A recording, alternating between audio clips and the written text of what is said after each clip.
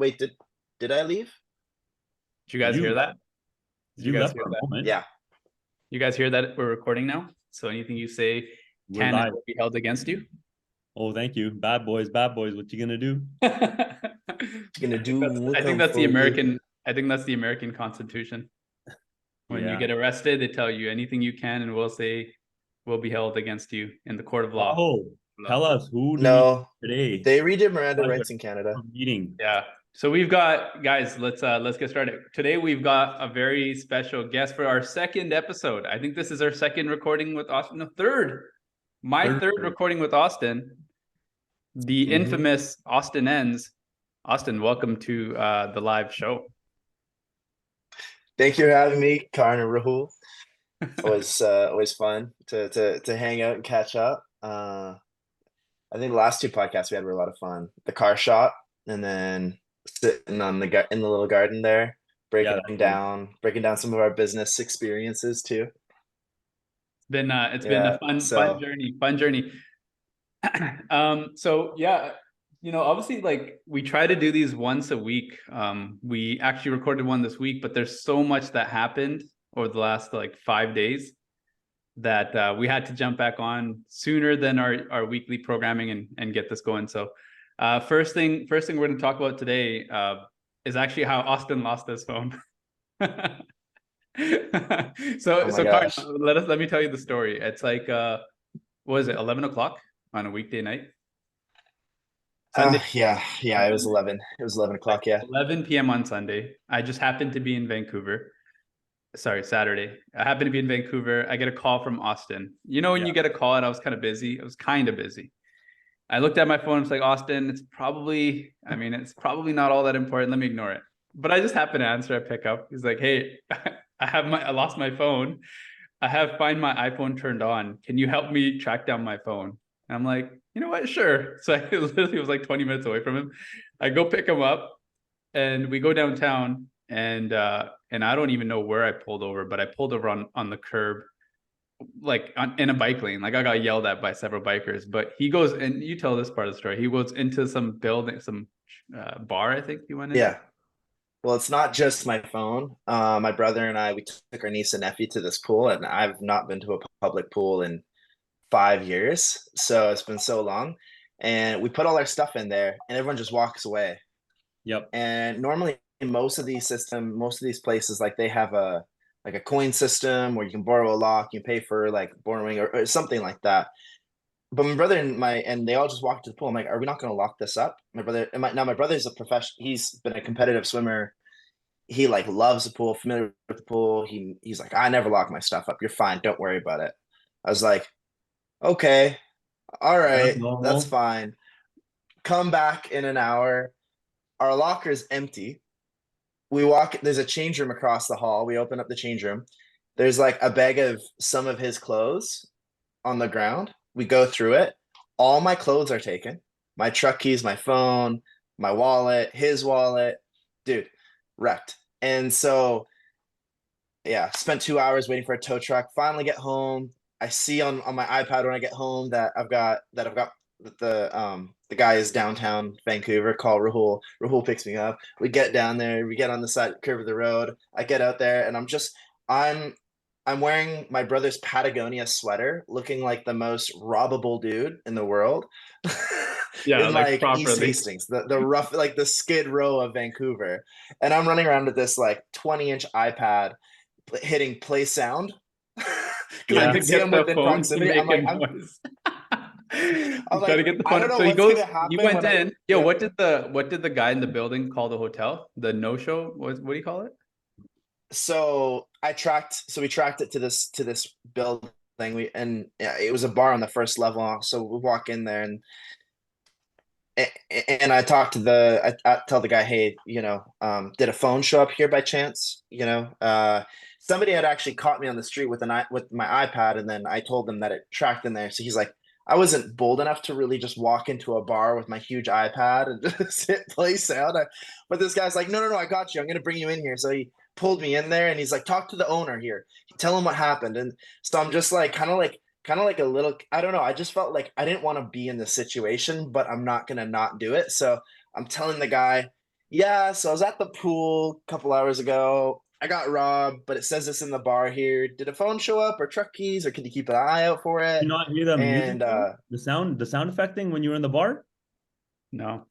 well, I was really it's been I don't think I've ever had to do this before because I didn't really think it through, but I realized I guess the guy had turned my phone off, but because my Find My was still on, I thought that there was a chance my phone was still on, but apparently now when you turn your phone off, it still shows you So where how your did you location figure out is. that was the bar to go into?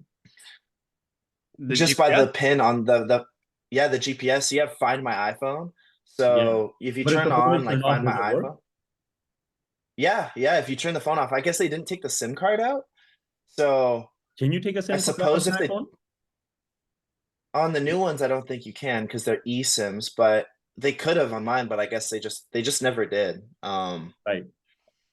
So So anyways, I'm we're walking in around. he's in this bar, he talks to the owner, tells him what happened. And the phone is It's a yours. big building, so there's like hotel rooms upstairs, and the phone Yeah. is probably somewhere up there. And I can't, what Right. did he call it was like a don't tell Uh No Tell Motel. motel. So It's Oh, essentially they do not ID you. They don't ID you. Anyone can go in there. It's just, cached sort of deal. Absolute yeah, privacy type rules. Um, yeah. and that's kind of when I was like, this is about the farthest I'm gonna go with this thing. I'm not going any deeper into this, but Rahul was a champ. He sat with me through the whole thing, and it was a it was a story. Yeah. Yeah. We didn't get anything back. Yeah. That was the story. No, Okay, no. sweet. Let's jump into some of our topics for today. Now, obviously, I think just looking at my list here, the most interesting thing, in my opinion, that happened this week is what Elon did during the Talk Books interview. You guys saw the interview, right? Oh yeah. Yeah. So if you guys have seen the interview, obviously I'm not going to say it word for word, but Elon was asked how he felt about the advertising boycott, and he very directly told everyone not to advertise. And he further addressed it and said, if you're going to blackmail me with money, go yourself. Yeah. And then he said one more time, just to be very clear. And in addition to that, he also said hi to Bob Iger, who's the CEO of Disney. So it's a very subtle, but not so subtle call out of companies that were boycotting X for what Elon had tweeted about. So what are your guys' thoughts on that? I think the aftermath of people ending their subscriptions with Disney and Paramount are pretty funny because people are going to support who they're going to support. And then the memes and the messages that you see on X is actually pretty hilarious. People are talking about subscribing to Disney just to cancel them, just to get in on the cancellation. Yeah, I saw that. Itself, what was the tweet that he liked or that he agreed to or he said? Do we know what the tweet is? Yeah. I'll try to see if I can pull it up. Yeah, pull it up, please. It was essentially somebody who kind of made an attack towards Jewish people. It was a sort of an accusation towards Jewish people. And Elon just said, that's absolutely true. That's all. And that was just his remark to what was considered an anti-Semitic comment from somebody. And that's what ended up just stirring the pot and X Being blowing this whole thing up. being boycotted by all these advertisers. Did he apologize for it? He did. So No. no, What he did he? did. He did. So when he first tweeted it, he went on and clarified, right? Like he kind of just said, this is the absolute truth without any explanation. So people took that in an anti-Semitic way, but it wasn't really anti-Semitic. He then went on and explained what he actually meant in detail. So he had like 6 or 7 posts after that. At the interview for the New York Times that he did when he called out Bob Iger and told advertisers to go F themselves, he did actually apologize for that tweet. So there's a segment in there. If you guys look, he says this is probably one of the stupidest posts he's ever done. He acknowledges that. And he does clarify that he's not actually anti-Semitic. And and he does say sorry for that. So, but that part got glossed over because then he went on and pretty much told everyone to F off, right? Yeah. Do you think it's Yeah. do you think in part it's the duty of the journalist to kind of squash the beef, or just to keep pushing the narrative? Because I feel like if he apologized, the journalist should stop there and move on, but he kept pushing the topic, and I think that's what caused Elon to act and behave the way that he did towards the end of the interview, right? Which Yeah, was yeah, that question, like, is it who's like duty just is another word for like obligation, and it's not the journalist's job to squash beef and mediate. yeah, That's not their role. They're just their job is to provide people a platform. yeah. And so Elon was given the platform to apologize, to speak his mind.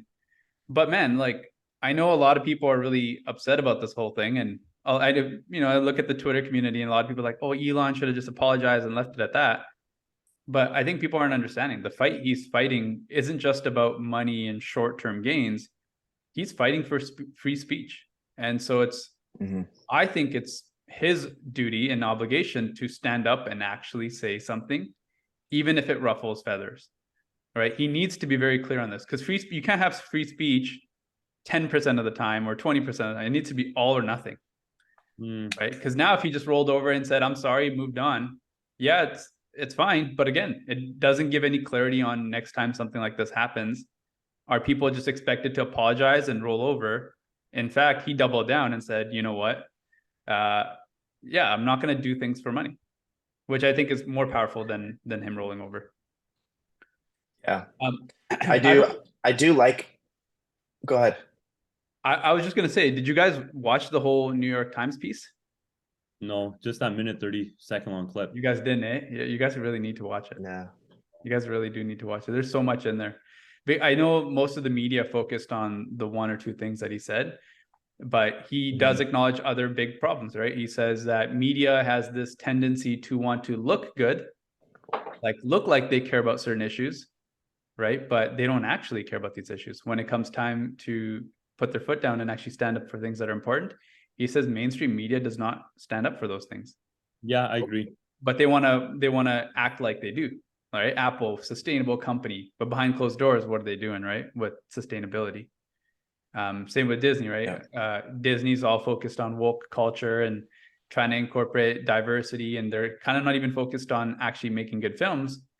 So again, people want to look good without actually doing good, and he addressed that too. So yeah, I think, yeah, if you watch the whole interview, if you guys get a chance, you guys should watch it, because there's just so much value in there. Just from a humanistic perspective. There's something he said in one of the videos I watched of it where he talks about free speech, and everybody is an advocate for free speech until it's a message that you don't agree with. And then all of a sudden censorship sounds good. But then what happens is that when you're on the other side of that and you have something to say, now you're absolutely terrified. And so I think that what's propagated is and it's, I'm a big advocate for just the fact, like, and I'm not justifying anything anyone has said. So like Kanye going up and against the big moguls in the fight, it has nothing to do with what he's saying, but the fact that there's times that he has something to say or something to get across, he's just fighting the big medias, the big news broadcasters that have their agendas. And I personally think that there's a lot of just clickbait stuff, and journalists don't really care today about getting true stories or really thought-provoking insights to what could be going on in a situation, or what are all the elements that could be going, and how does this progress, versus kind of like, and I think that's why I like what Elon is doing, because he's saying, if you're going to, because these journalists, they make their money through advertisers. So I mean, if you saw the interview, he didn't even know what to say when Elon was like, we'll get lost. Like, if you're going to blackmail me on advertising dollars, literally get lost. And if Twitter dies, the world will know that it was because of advertisers and because of Disney. This was not me. This was somebody killing free speech and the ability to have the journalism and how people are just pushing their perspectives or Right. It's actually quite advertising thoughtful. dollars and Right. The stun, you can tell from how stunned the journalist was when he couldn't even come back with a remark or a response. Yeah. Yeah. He said that, like, covered his mouth. He's like, And he what tried to Elon? speak a couple of things out, and Yeah. I don't think he was able to muster up the words. Yeah. He was, The he thought was, process completely shut yeah, down. he was caught off guard for sure. Yeah. So Austin, you just said something that I think is really, really important. The other thing that Elon did in this interview is he put the onus back into the public, right? So they asked him, like, wouldn't Twitter go bankrupt if advertisers boycott Twitter? He said, yeah, they will. And everyone will know about it, right? Because again, the fight isn't Twitter's financial statements. The fight is free speech. So if Big Corp stops advertising, Disney, Apple, if they boycott or go aggressive against Twitter, it's well documented that companies like Apple, Disney don't actually care for free speech. They care for looking good instead of actually protecting what's a constitutional right. And so that's why it's such a powerful statement. He said, yeah, it'll be well documented on how Twitter went out. And then he said, we'll let the judge decide. These are his words. He's like, we'll let the judge decide. And he's like, judge, the host was like, judge. He's like, yeah, the people, The planet. people, Mm-hmm. people will decide what these companies are about. And I think, Karn, on the last podcast we did, or the one before, I can't remember which one it was, I told you I'm starting to feel uncomfortable by big tech companies that are not behind free speech. I've addressed that. I was like, yeah, I kind of don't trust Apple anymore because they want to talk about free speech, but now when someone stands up for free speech, they're pulling their advertising money away from it. Right? They happen to make good products, so I can't really run from Apple. Okay, so they make good products. I support their products, but when it comes to me having my freedom, now I'm a little bit like, do I really trust Apple? Maybe I want to buy an Android for my next phone. Same with Disney, right? There's a huge community online that's starting to feel uncomfortable with how big tech, people in positions of power, are alienating the common man, or these small. Again, this is Elon. They're alienating Elon through Twitter. You and I, we don't stand a chance against these companies. You know what I mean? So the fight that Elon's fighting is not one about financial statements. The guy's got more money than he'll ever need because he's a person of value. The fight he's fighting is free speech, and he's fighting it for all of us. So I think that's why it's important, and hence why I've got my little X wallpaper. Right? X marks the spot, baby. Yeah. If I had Disney, I would cancel, but I don't have Disney. Disney Plus, I'm talking about. I'm gonna sign up for the trial and watch a couple episodes and then cancel it. Yeah. Extract that value off their servers there. Yeah, there you go. People are just like, let me sign up just so I can cancel at the same time as everyone else. So, but Love seeing that. I think it's a really important fight that Elon's fighting. And right now there's people canceling their Disney membership, which Disney's been struggling for the last couple of years to actually grow the business. So we'll see what happens there. But anything else? Disney is actually down $180 billion based on its highest high in 2021. Yeah, they're right. Yeah, and they're in revamp mode again. They were focused too much on looking good instead of actually creating good media. Right? Disney's an entertainment company. They got to create good movies, but no, they care more about diversity and inclusion. Let's put a black girl as the Little Mermaid and make sure we look good. Right? They're not focused on the quality of the movie. So that's gonna get you canceled. Who, me? No. Hence why free speech. Hence why I got Twitter here. I got Elon supporting me. I understand what you mean. They need to focus. Yeah, they need to focus on the plot and make good movies. I mean, the thing is, like, do your DNI stuff, but still make good movies. They're just not making good movies. There's a statement Bob Iger had put out, and I don't know how recent it was. It was something that I skimmed over this morning. But he admitted that they've made too much of an effort to communicate their ideals and not enough in actual storytelling, and that's just been pushing their business down into the ground. Because the story, I think the magic in Disney is nearly gone, because I love watching Pixar shows. Is Pixar still Disney? Is that any association to I'm pretty Disney? sure. I'm pretty sure it is, You but I got don't know for sure. I just think classic Pixar, but I do feel like a lot of the magic of new storytelling, and I think it's the retelling of old movies too. You just don't see a lot of that magic in Disney.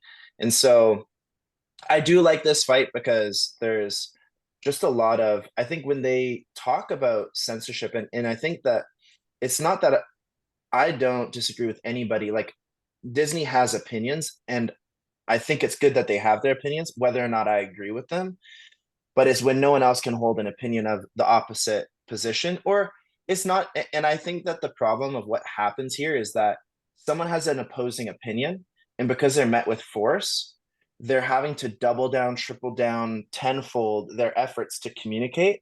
And that only expedites the amount of what you then consider hate speech, because people are feeling like they need to be forceful with their messages or their opinions to be heard, when there can't be just simple open dialogue of creative exploration of thoughts and ideas to say, what if we explore this idea of mixing up different characters from older characters to new and this. And I think that if it could be more of a, I mean, when you go to school and you just treat it like a study, and it's like, what is the actual impact that happens? Like, how does this actually help people? And I think that it just we're what's happening a lot that I notice, and I would love to see grow and change more, is people are kind of becoming divided on it's right or it's wrong, and not just, hey, let's explore these options and let's not be so emotionally attached. But I think that the bite-sized type of content maybe is sort of what fuels opinions more than just this sort of contemplation of positions people are taking. And I think, and so censorship, I think that's, I think that that's one of the things that propagates the fear of with censorship, is like you kind of explore something and you're immediately labeled. Right. And You got it, man. That's a very concise and precise answer. Um, I kind of lost you for a minute, but oh yeah. Okay, sweet. I think anything, Yeah. Lauren, anything you want to add to this topic about either Disney or Elon or whatever X? yeah, I think companies are going to do what they're going to want to do. They're going to try to maximize every single dollar. If the ROI is not there, and if the board of directors is telling them to go in a different direction based on what a company director or company CEO is doing, then unfortunately they have to do what the shareholders want them to do, what the board of directors want them to do, right? It's the same thing with we were talking about Sam Altman. Sam Altman had a vision of where the company needed to go, and he's growing it accordingly. But now the board of directors, they had a different way of thinking, so they booted him. And what eventually happened was they didn't take the bigger picture into in mind by the shared consensus of everybody else. And so there's a backlash. So what's happening now with social media is you can actually take down titans. Like what's X is X, and the backing they have from all of their followers and all of their platinum plus or whatever their Whatever, premium plus or whatever. people, they're actually taking down these bigger moguls just by sheer numbers. So it goes to show that you only need a marginal number of people to make a big impact instead of trying to go after the entire pie, right? It's always with the numbers that we can actually just go and win a war. For sure. So it's a war. It's a war from all ends, and whoever is strongly going to be agreeable with either party or either side, they're just going to go and try taking each other down. I don't want to. I don't think people want to cancel Disney Plus, but because they have a stronger feeling towards free speech and what Elon is saying, they have to pick a side because Disney chose to create violence against X by removing their advertising dollars and making it publicly aware. And I think even just to add to that like the advertising is just what we see, but who knows the conversation the executives at Disney are having with the executives at Twitter, right? Oh, 100%. Like we just see like, oh yeah, they pulled Mhm. advertising, but I don't think that's the reason why Elon gets mad. There was probably a phone call in the middle or something. Hey, we're gonna cancel our thing because of what Elon said, and Elon probably talked It's to very them. personal. Yeah, because he mentioned blackmail, which means that people have tried to pay him to shut up or do certain things, right? I think that's where it becomes really, really wrong. I don't think he cares if people take away advertising dollars, but if people try to pay him to do certain things, that's a whole different, line that people are willing to cross. Sweet. Let's move on to the next thing. This week was very chaotic, but also kind of sad. Charlie Munger died at age 99. I'm not sure how much you guys have followed Charlie Munger, but Charlie Munger's been an important part of Berkshire Hathaway. Has worked alongside Warren Buffett for several years. Pretty much the number 2 of the company. Number 2, yeah, I would say he's number 2. So yeah, when I heard the news, I was a little bit taken aback because I thought those guys were gonna live forever. He was 99, so it is, he definitely lived a long time, but those guys, man, when they do something so magical in this world, like you just think they're going to be around forever. You like take them for granted. Like this guy's 99 and he's still making investment decisions for Berkshire Hathaway. Like that's passion, that's love for the art, like what he does. And if I think of Charlie Munger, the one thing I do appreciate about Charlie Munger, he says things how they are. Like if you ever watch any interviews, Warren Buffett sugarcoats things. So Warren Buffett is like the Disney or the Apple, where they try to the spokesperson. Yeah, they come across nice and they don't want to step on any toes. And Charlie Munger is like Elon, where he just says whatever he wants to say, and he's very upfront, extremely upfront. So I think rest in peace to Charlie. Yeah. He's had a legacy. So I just don't think he wants to waste an additional breath. If you don't get it, you don't get it. Here's what my thoughts are. Take them as you want them, and I'm just going to go about doing my own business, because he's a major philanthropist.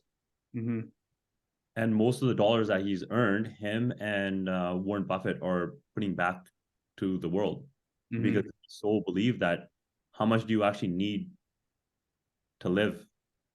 Right. They're living in their home, their humble beginnings from early days, and they're eating McDonald's, drinking pop. I know they're supporting the companies that they're putting all of their money towards. Always. The dude, Warren, always has a can of Coke. Charlie always has a can of Coke. And it's all marketing, right? Yeah. It's all marketing. They save these companies from going bankrupt, from actually going under. Yeah. Yeah. What's cool about Berkshire and I guess Warren and Charlie was that, whenever the economy suffers, they're the ones that bail out the economy. So just imagine having that much wealth where the government comes to you to help. Like I'm sure he's, whoever is the president, whatever, I'm sure they've had phone calls with Warren asking, they're probably asking Warren, what should we do? Yeah. You know what it is? It's bailed out airlines. I think he's bailed out banks. Yes. So, yeah. They're just both very methodical, and they're always looking at the bigger picture and long term. They don't do anything erratically. Right?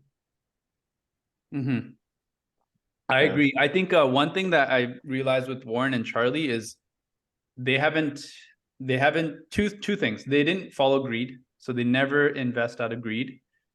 Always very conservative. But the second thing is they're not so much into politics. Like they don't look at, like a lot of companies focus on like, is this sustainable? And that's like their angle. But Warren and Charlie don't look at that at all. They just look at, okay, is this business make money? Is it cash flowing?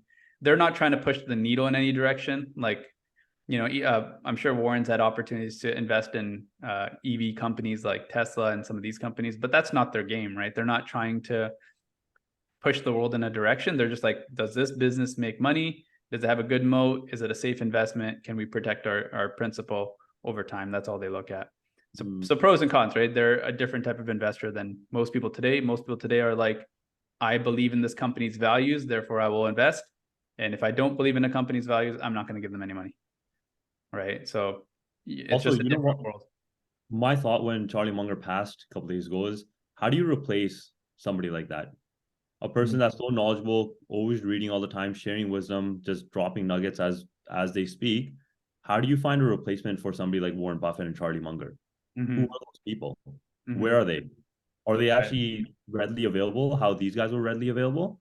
because they Yeah. were there in the shareholder meetings, reading the letters, and giving back to journalists and news articles, having Right. stuff written out. But where is the next generation of these people? Hmm. Yeah. You know, Mm. that's a tough one because I don't know. I think I can make an argument for maybe why they should have been replaced a long time ago.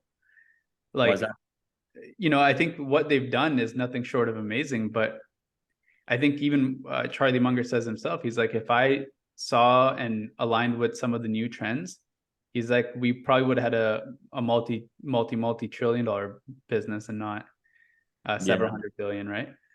So I think even he knows that certain trends as times change, as much as like people try to change, like he was 99, you know, his worldview didn't change. You kind of get stuck in your view of the world, right? yeah. You become less of a risk taker. Like AI technology, that's not their game. They don't understand enough of it. So maybe there's an argument to be made on how a younger investor coming in probably would have taken a little bit more risky bets. Yeah, aka And Kathy Woods possibly, from Ark Investments. yeah. She's pioneering the She's too aggressive though. She loses a lot. She made a lot of money and then lost a lot of money. she's something else, man. She rode her stock all the way up and then all the way down. It's just like such a terrible, terrible thing to watch. But yeah, I think she might be a little overly aggressive, but somewhere in the middle of that, right? Yeah, yeah.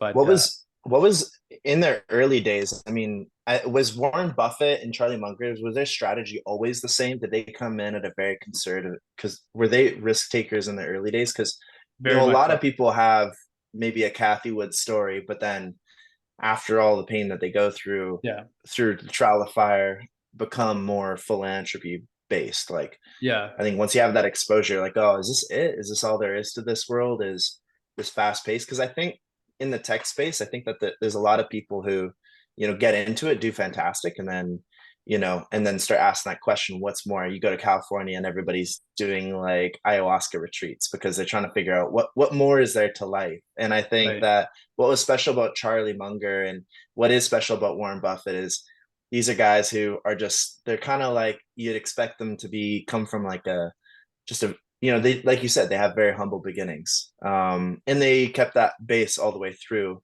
I hope that a lot of those principles that they taught of simplicity can still be transferred over, but in like the new tech space. For sure. Yeah, from what I know, they were Mm-hmm. actually really aggressive investors early on. So I think as you get more and more investors and wealth, your focus becomes how do I protect this money as opposed to taking risk for new opportunity.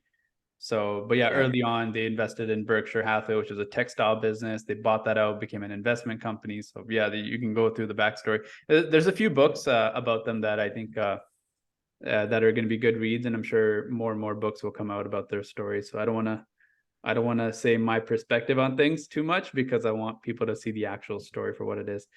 Okay, sweet. Next thing. So next on our list is I don't have too much information on this, so I'm really hoping one of you guys saves me. So Sam Altman, last time we did this, he got kicked out of OpenAI.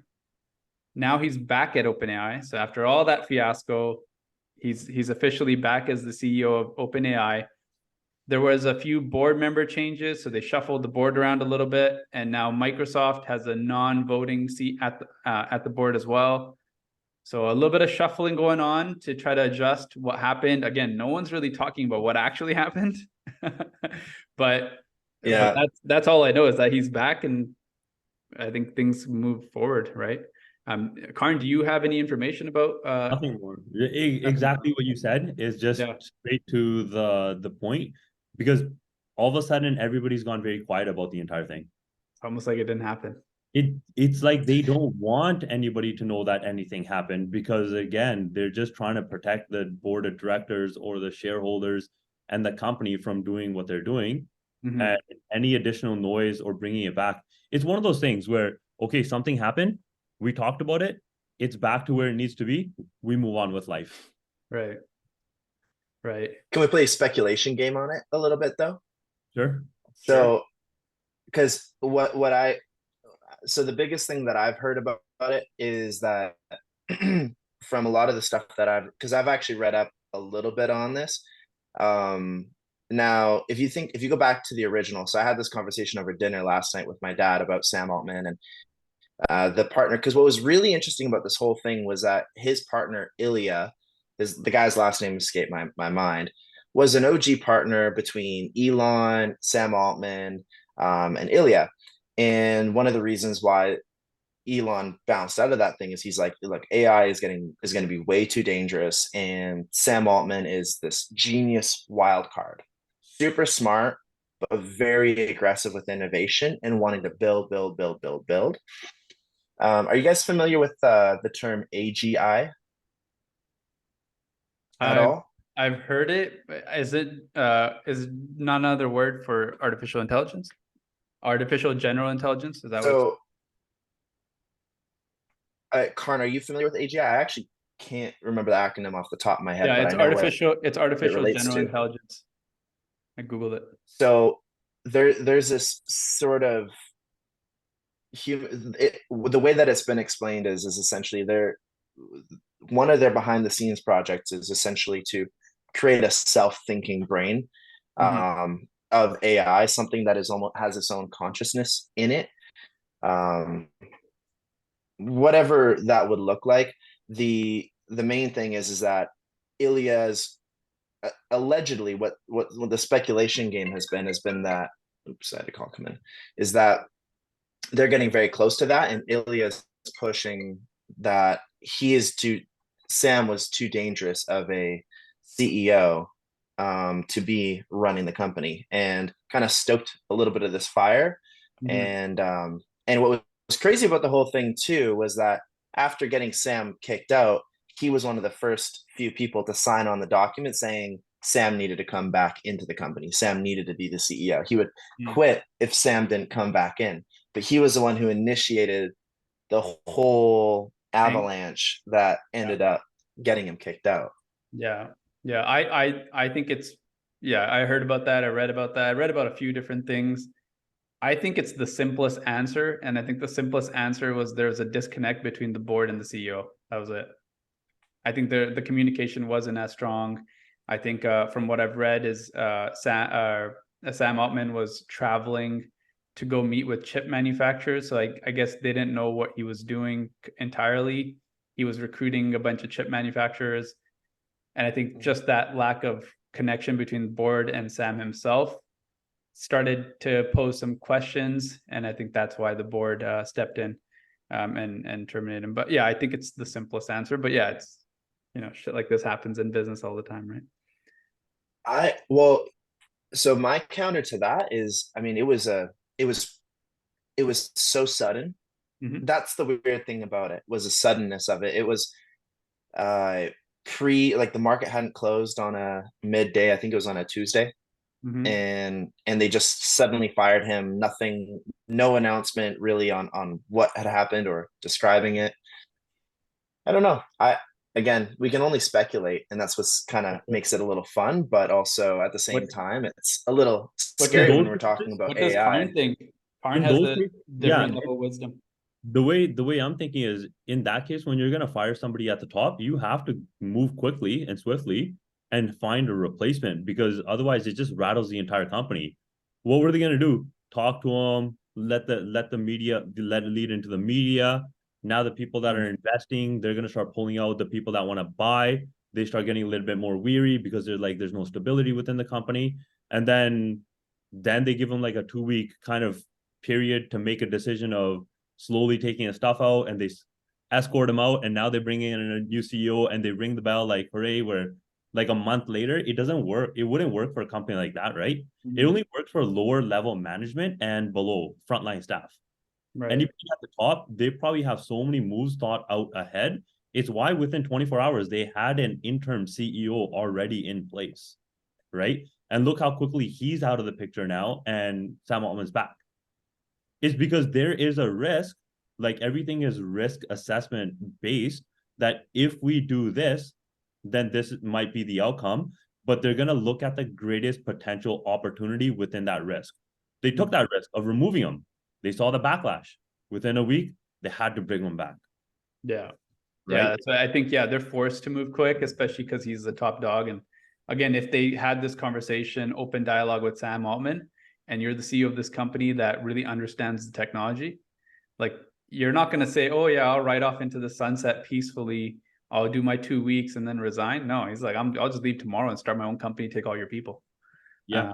The So people were willing to walk out. They yeah. literally signed 90% of the staff was like, we're coming out with you. So I think the severity of the action that they took was more out of desperation. Like they're like, if we go after the top guy, we can't be nice about it and like talk to him about it. They need to act harsh and then figure it out after. But yeah, a lot of the board got replaced anyway, so it didn't end up mattering. Anyways, I think that's good. That's good for speculation. We'll never really know. More news this week. So Mark Cuban sells the Dallas Mavericks. I don't know if he owns a portion. Does he own a portion of the Mavericks, or did he the whole thing? Eh? So he went from like, what was it, 200 mil to 3.5 billion.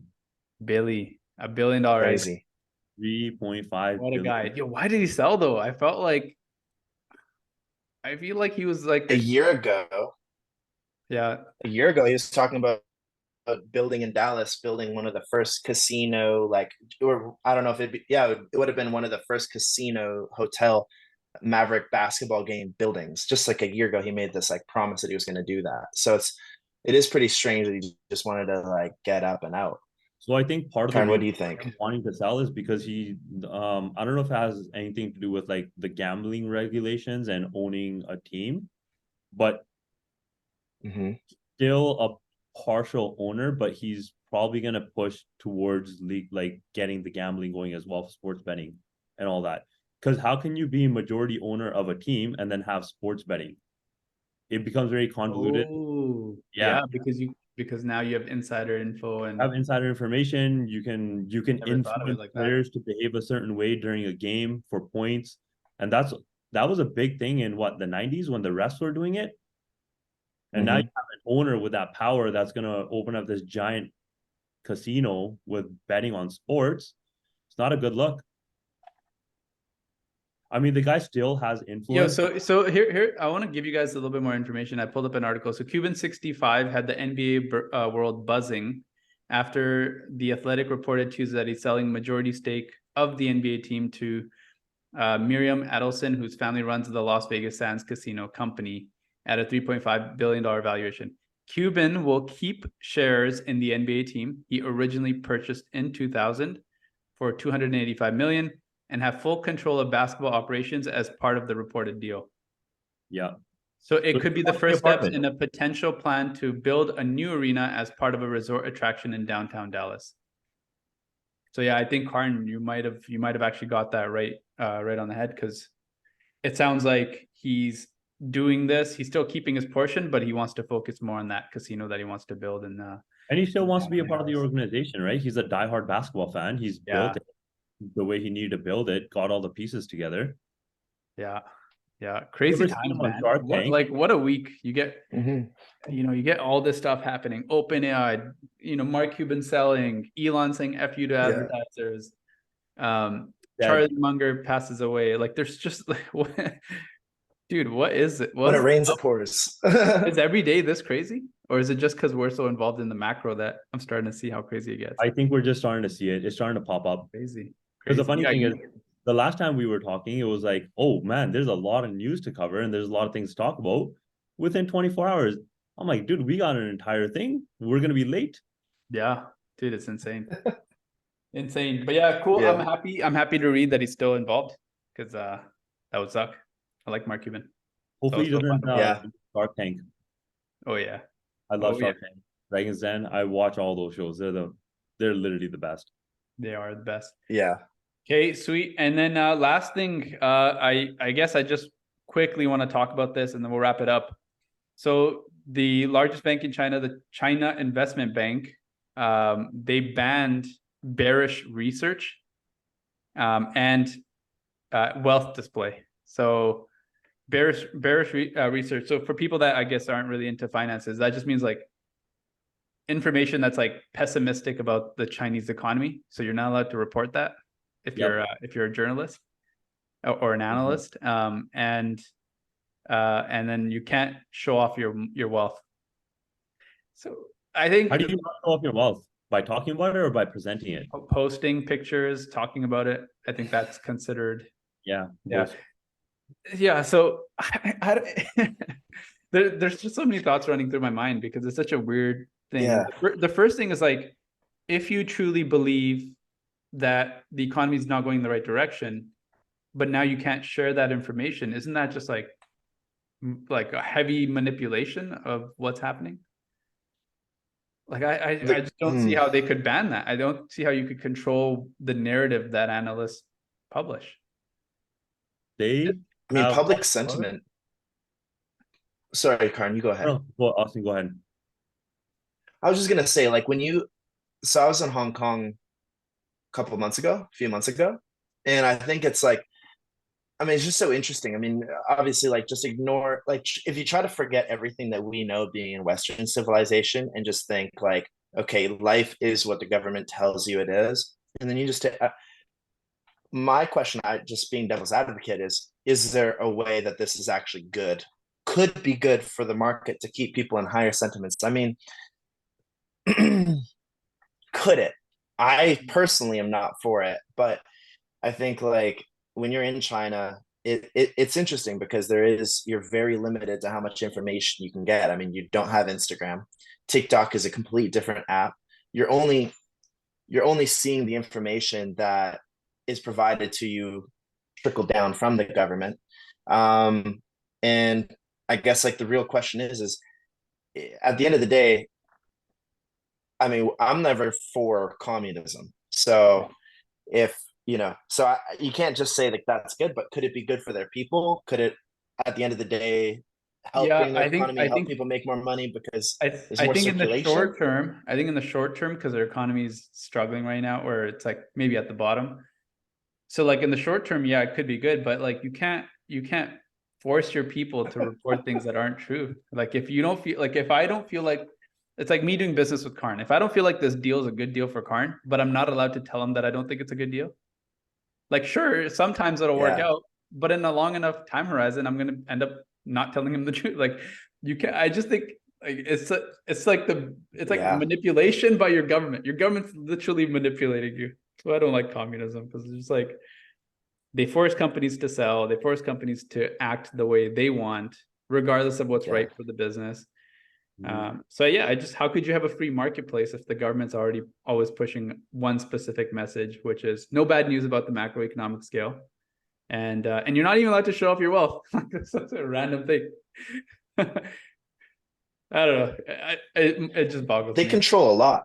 Control a lot, even like the price of real estate. Like I think like they have a control over the price of real estate so that it does not crash. The government will literally step in and like buy up real estate or secure the prices. I can't remember the exact science, but I had somebody in Hong Kong explain this to me. Yeah. It's just doesn't that kind of sound like a boiling water with a frog in it, like the slow boil? You can only do it for so long until your economy can't sustain the debt, right? I mean, America does that too, right? The banks failed. America jumped in and said, you know what? If your money is in this bank that's not CDIC secured or CFIC, I think in America, we'll still guarantee your deposits. Which again, the more you get rid of free marketplace, the more you realize the system's just kind of being manipulated all the time. It's just China's just being overt about what you're allowed to say verbally, as opposed to like just acting the part, right? Karn, I want to know your opinion on this, and then I guess we can kind of wrap up after this. But I don't have much thoughts on it. It's a highly densely populated country. They're gonna do what they're gonna do to protect their own interests. With whatever China and their spies against the USA and USA is sending spies to China, and you don't know what's going on with the Chinese government at any time, and it's tough, man, when you have 1.5 billion people that you got to try to control in a way to have the country functioning at the highest level, right? And the eastern side of the world eventually will become the powerhouse. Yeah, I guess it is hard to understand their country's dynamics without also accounting for their population, all the other issues that come with that, right? So their culture is a lot different than ours, right? Their free speech is no free speech. We have independent thought to do what we want to do and say what we want to do. over there, they're Mhm. looking out for the best interest of China. Mhm. Everybody is patriotic in a different way, So, where it's more about modesty and following, like getting in line. so Versus the opposite in the US. if China's intent, like let's say the Chinese government's main incentive is to have a thriving Chinese economy, Mhm. and let's say this approach works, wouldn't they have a bigger economy than America? Well, we don't even know how long it's been being employed, no, like deployed for. It Well, must have the communist been, government's been around for a long time, no? yeah, it's been around for a while. And are they doing as good as they are supposed to, or are we talking about letting the free market just run the way it needs to run without any government intervention? Yeah. No, I guess I was just referring to the fact that like if they've been a communist run country for as long as they have, Yeah, and if it was actually working, shouldn't they be a bigger economy than the US? If it actually worked in theory, right? yeah, yeah, 'Cause they're yeah. making all their decisions on what they believe is best for their country. But then with that argument, they should be the largest economy in the world. Mm-hmm. But for some reason, it doesn't work, and I don't know. There's lots of different things that Mm. could play a role in that, but it's quite complex. That was the last thing, guys. Is there anything else that you guys want to touch on? I think that was the last one that I wanted to talk about. No, I think that's good. I think Mm. it's Well, good information. yeah. Okay, Yeah. let's wrap it up, but let's do Yeah. okay, you guys watched the Elon go F yourself? You guys seen that, Yeah. right? Video? Okay, Yes. do your best. Let's Yeah. take turns doing our best Elon impression for that scene. Oh Don't my actually God, say the come F on. word, but just do the impression. No, man, I'll let Elon do it. I think there's enough memes out there of Elon doing it. We don't need You're gonna to. blackmail me with money? Thanks Go for stepping in yourself. there, Car, and I was trying to channel my Musk energy. Austin, give it a go and we'll wrap up. Where's Bob? Where's Bob? Hi, Bob. He goes, hi, Bob. I know you're out there. Where are you? You Bring hear one to me? the front. Are you there in the front Yeah, row, yeah, or is yeah. that you in the Come back? up Like, here. where are you? He's in Where's the the ring back row. girls? Yeah.